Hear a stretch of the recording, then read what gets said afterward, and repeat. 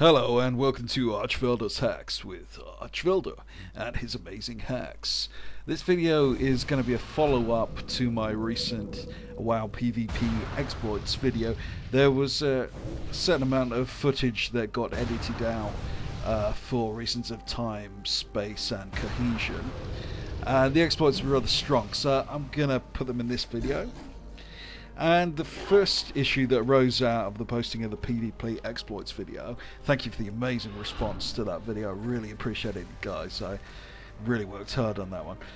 One of the issues that came out of that video was a comment from a guy called Gervin Pym, and Gervin Pym was saying, find a way for rogues to get to the last chamber in Strand of the Ancients. And I know various ways for rogues to skip gates, but they tend to be dependent on the gap between rounds. But I did actually discover a way. Now, if you click on this cannon here, and put down your stackable stack, and then shadow step to it, you know, the shadow step talent, you'll find that you can just go straight through it, forget about the gate. And this is a repeatable strategy. The stackable stack has a 1 minute cooldown.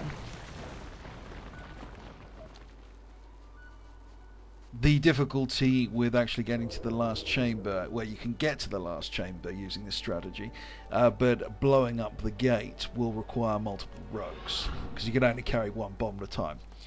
But this strategy will actually get you down to that last chamber. Only difficulty is really putting down your stackable stack. The stackable stack is an item from Hemmick Nessingwary's camp in the Mr. Pandaria. It's 1,000 gold, which isn't so much gold these days. You put down your stackable stack, and once it's in line of sight next to the cannon, you should be able to shadow step to it easily, as I'm showing there. Just following on from that tactic, going to be showing you a trick in Strand of the Ancients. There was so much Strand of the Ancients material in the original video that I kind of this kind of got left on the cutting room floor. Now this is a rogue strategy right out of the gates and Strand of the Ancients. This works for both factions, by the way. I need to get closer. You can use your Cloak and Dagger talent to port straight up to that cannon from the ground there. You can bypass the gates, don't need any special items or vehicles or anything. Just go straight in there. In theory, enough rogues could, you know, start bombing the gates and get them down in record time. Just a quick point whilst I'm here.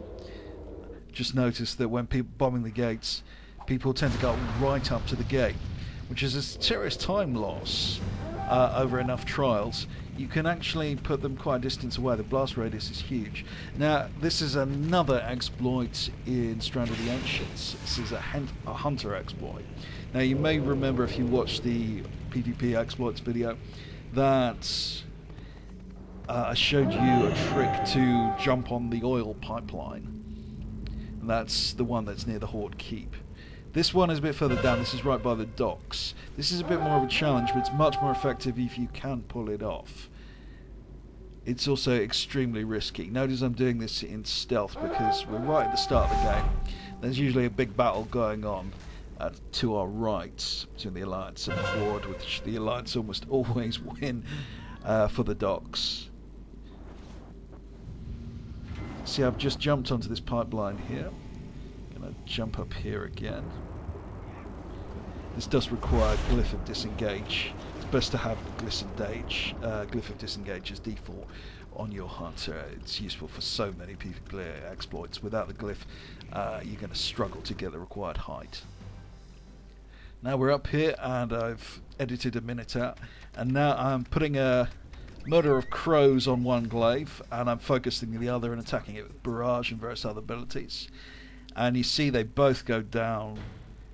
It's like they're made of paper. They're really easy to destroy. That makes a real difference. That makes a real difference in Strand of the Ancients. I won 3 out of 4 whilst I was shooting the footage for that today. Now I'm going to show you yet another trick, which is to do with stealth. Now, you may have seen a relatively recent, well, it's actually 8 months ago, relatively recent video I made where I showed you how to get your pets out whilst remaining in stealth. The method I show you required quite a lot of setup. It wasn't very well received, and I think it was mainly because it was just too impractical to use in PvP, as intellectually interesting as it was. Now, what I've done here, I'm sending my pet at the target dummy, the one that attacks you, raiding target dummy, and the raiding dummy kills my pet. And if you revive your pet whilst in stealth, as you can see, you remain in stealth.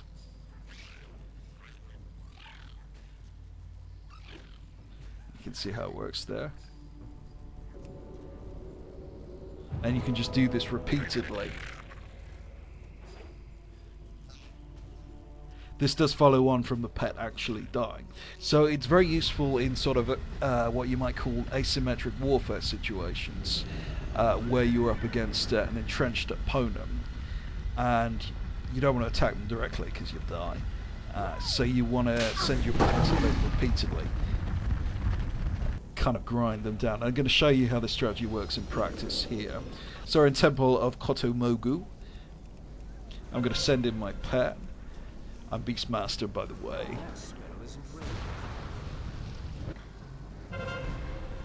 And my pet has now died.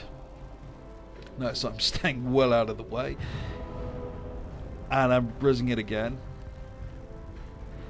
And there's my pet, and there you can see I'm still clearly in stealth.